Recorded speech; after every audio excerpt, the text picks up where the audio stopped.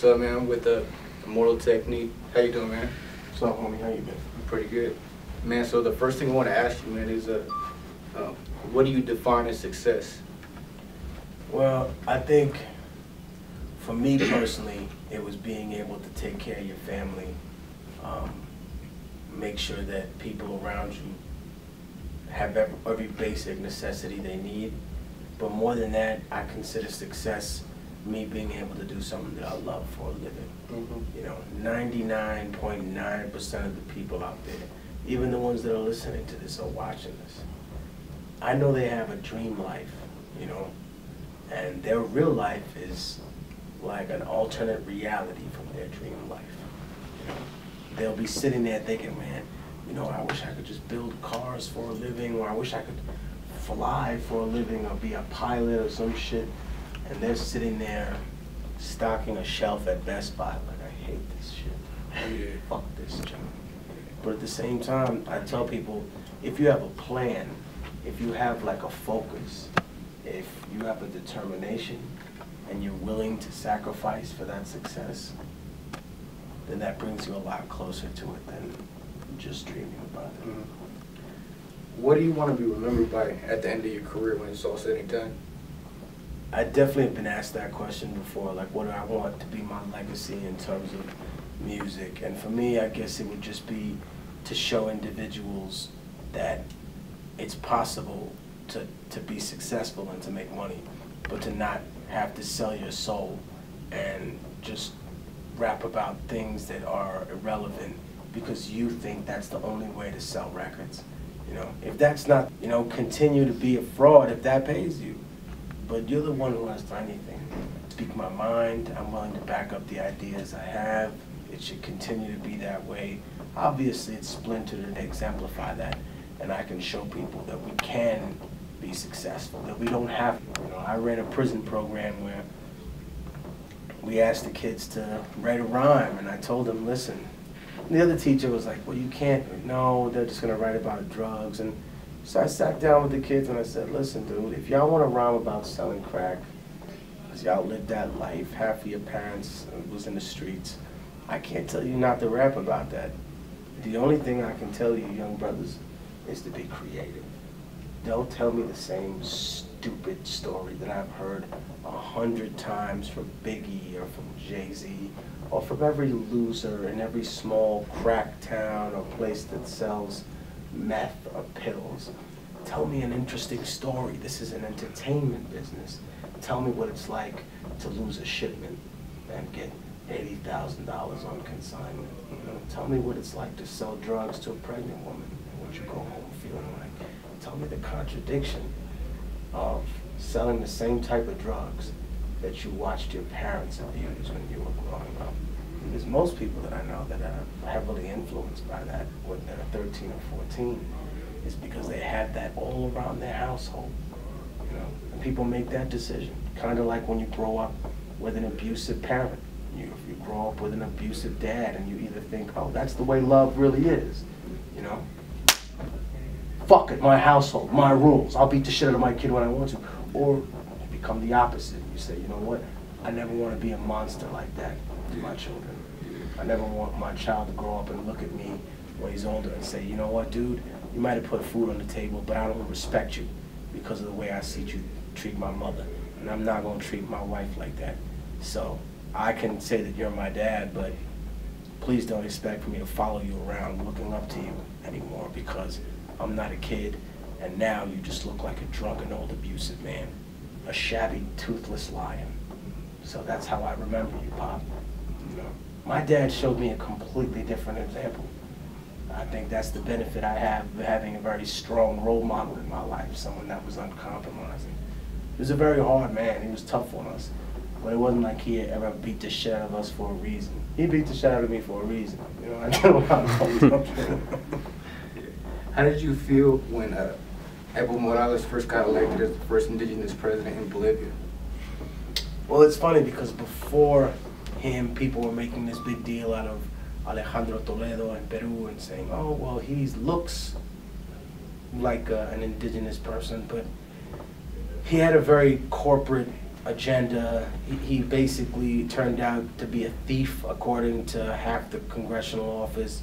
Evo Morales, I see as a person who turned his attention inward to the infrastructure of Bolivia, whereas Hugo Chavez was more of a, I'm gonna take the resources that we have and point them outward to build more alliances and to build more potential working relationships, whereas Evo Morales, I think, was a little bit more concerned about things that were actually going on in his country. I have a great deal of respect for that man. Plus, he's not an individual who talks about forcibly proliferating revolution. He says, listen, that's something that's naturally going to happen when people are so upset and downtrodden by the circumstances that they had. I mean, let's talk about it honestly. You want to force people to do things in business, it's not going to end well, no matter who they are, no matter what they are. You know, you want to force slave labor out of African people that was stolen from America. The biggest lie about slavery is that it comes capitulatingly easily. No, there were slave revolts all over the place, everywhere. Haiti being the biggest slave revolt, where they overthrew and threw everyone out. You know, whether it was in Latin America, where they tell them, you know what, you have to buy your own water. Whenever it's corporate agenda against the people or an empire's agenda, you know. I remember in China, they had a rebellion because the people ain't want no opium, and the government boxed a rebellion. No, we're going to sell opium here.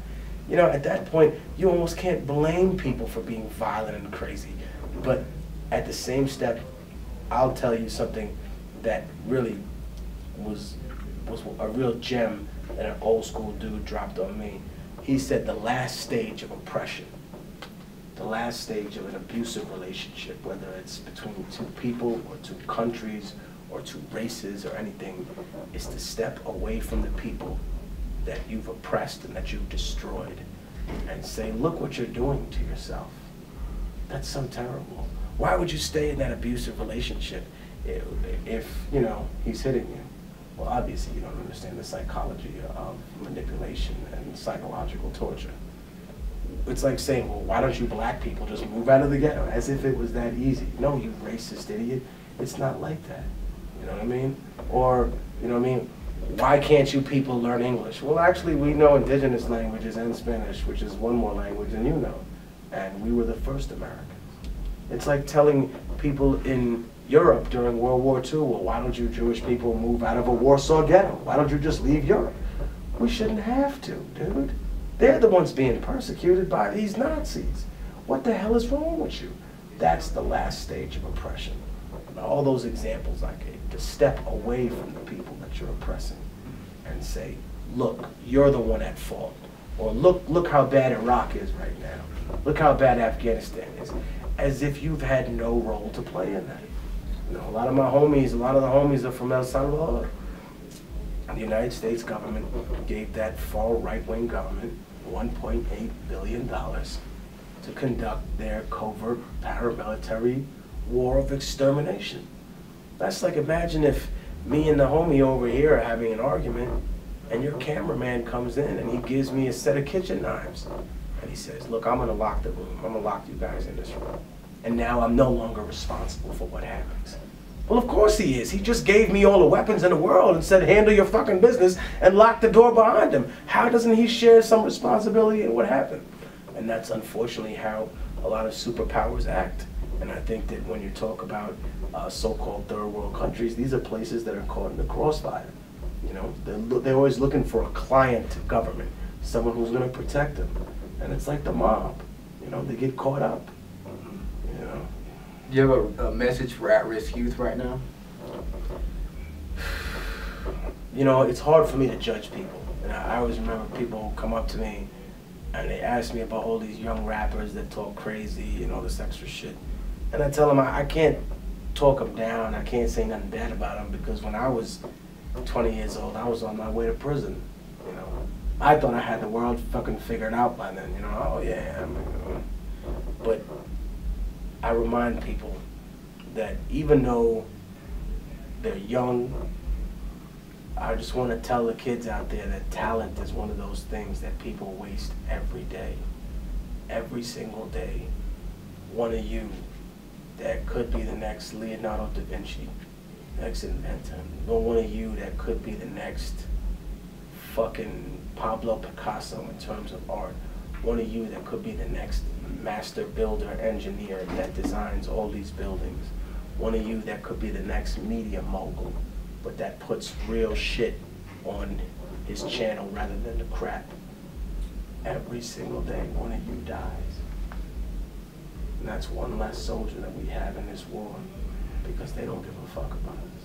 The people who cause the problems in our community are not going to be the ones to fix it. In other words, do you see America running around continuously apologizing even though Agent Orange is still killing people in Vietnam, still horrible defects?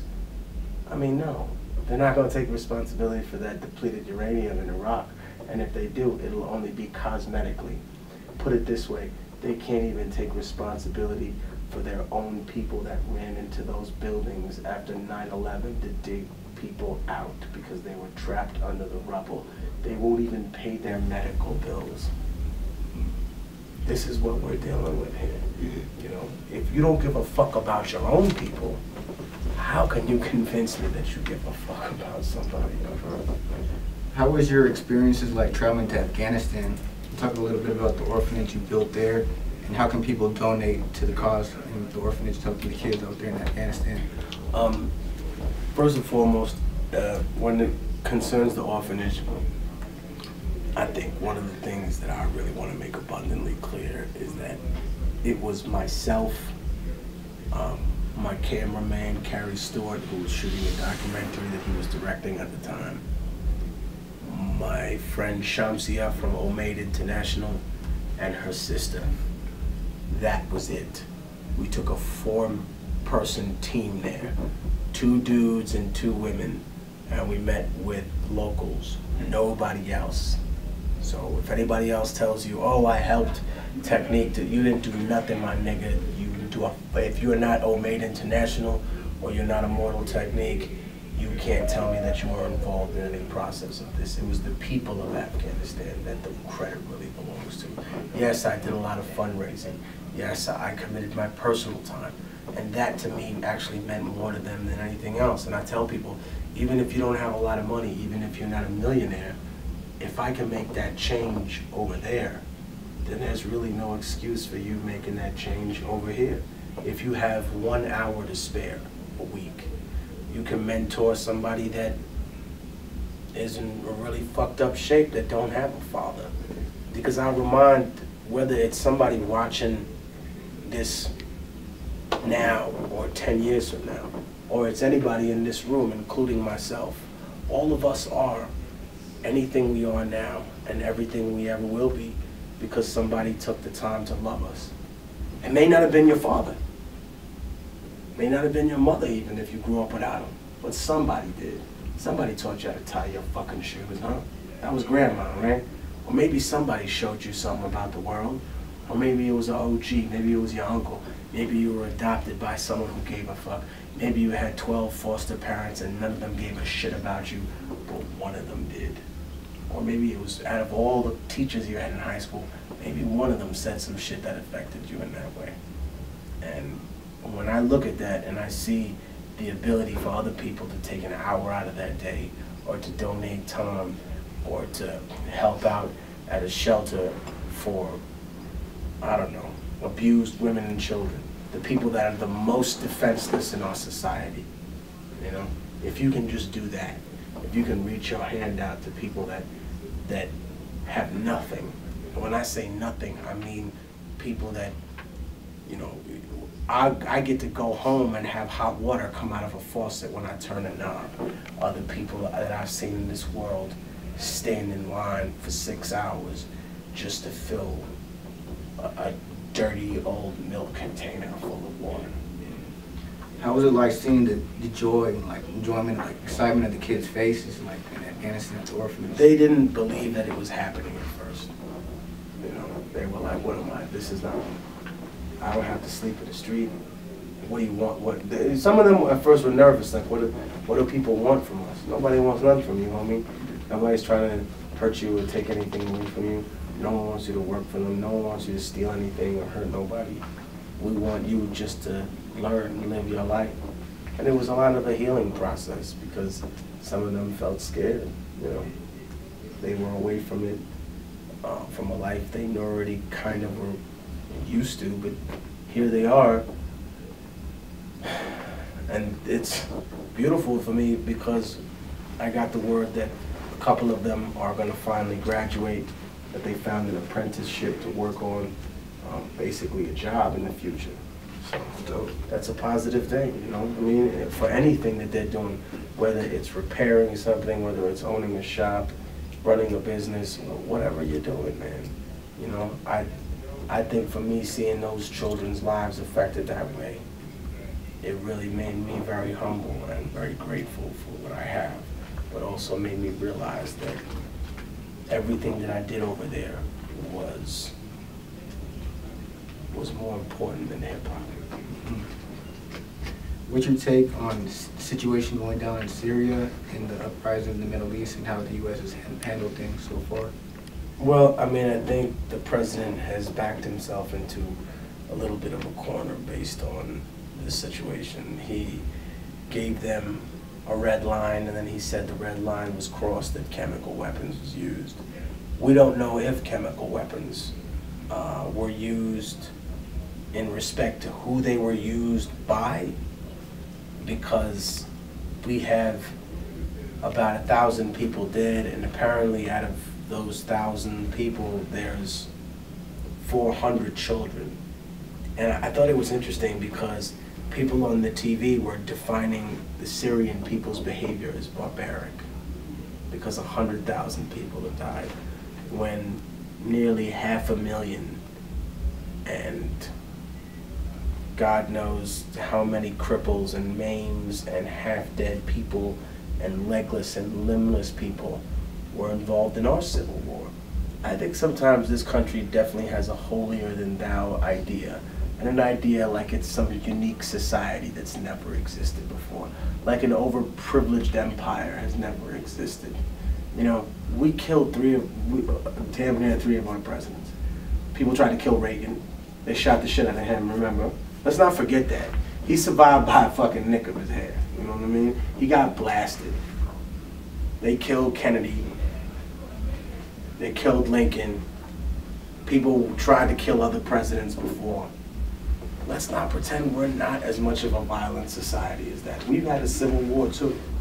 You know, millions of people have been brought to this country as slaves. We're not innocent. It's not like we don't have blood on our hands because we wear nice suits and we use fancy English words. That doesn't make us less barbaric than anybody else. I'm not a person who supports dictatorship, so I can't back the al-Assad regime, but I can in good conscience deal with the religious fanaticism and the double standards of some of the people that are now being hired as paid mercenaries by the other side. I've talked to people who are disaffected Syrians who really dislike Assad, who really dislike, who say, yo, this nigga tortured my people. And I'm saying, well, do you know who you're making a deal with, right? France and America. Of course, they have their partners in the region, Turkey, Qatar, Jordan, Israel, Saudi Arabia. They're all cool now. The Sunni states are saying they're going to make a deal with Israel. They're going to all work it out now. Everything's going to land in a nice little neat bow. The only problem with this is that they know that they're making a deal with them if they overthrow Assad. But they're willing to make a deal with the devil because they hate that man so much. And I can't delegitimize their feelings. I know that they've been taken advantage of. The thing that I'll leave you with about Syria is this. Before World War I, there was a treaty called Sykes-Picot. And what it essentially did was carve up the Middle East. And the northern part, to carve up the Ottoman Empire, the northern part of the Caucasus Mountain region was given to Russia, Georgia, Armenia, Azerbaijan, all of it. The slice of England was Egypt, Palestine, Jordan, what's Israel now, parts of Saudi Arabia, and Iraq and Kuwait. France was given Syria and Lebanon. So when it came time for the United States to go to war against Iraq, you see the British were all gung-ho, ready to go. Because when you look at the treaty, that was their slice. They carved up the Ottoman Empire beforehand. It would be like, imagine if Russia, China, and India one day got together and said, you know what, America's weak. It's the year 2134. They fought so many fucking wars. They tried to take and they deported so many Mexican people that their economy collapsed. Now their economy is comprised of foreign soldiers. They're in a weak place. We should tear them to pieces. And in this little contract, China says, I get the West Coast because it's closer to me. Russia goes, I want Alaska back and the northern states. And someone else says, all right, well, you know, India says, can I get Florida and Texas and all the rest of the shit? That's the equivalent of what they did to the Ottoman Empire. They said, look, we're gonna carve this up. And France's slice was Syria and Lebanon. So during the Iraq War, the French didn't want to go to Iraq, not because it's their pussy. That was the funniest thing. Freedom fries. Oh, the French are cowards. Look at French history. They're the most violent people that have ever existed on the planet. Everywhere that they've brought death, misery. And I love France, but y'all, everywhere y'all go, y'all bring death, misery, slavery, and chaos. Southeast Asia is in ruins, or was in ruins, because of the actions of the French. West Africa, ruins, actions of the French. They don't speak French there because they just decided it was a cool thing to do. They did it because it was the language of the people that enslaved them. So France said, no, I don't want to go. Everyone's like, well, we're all going. It's not my slice. It's your problem, England, and now your big partner, America. You fuckers figure it out. But now it's not Iraq. Now it's Syria. And Syria belongs to France. So who are the two big powers now that want to go? America and France. And who just had a vote to say that's not my slice? Who just said, hey, fuck you, America, to its own senior partner? England. Because it's not their slice. That's unfortunately where we are with Syria. Right on, man. Thank you for the interview, brother. It's been an honor, man. Thank you, man. Immortal Technique, Viper Records, Harlem, New York, at Immortal Tech on Twitter, Tech Immortal on Facebook and Instagram. It's not important that you believe everything that I say. It's important that you question everything that you're told. Right on, man. Thank you. Thank you, sir.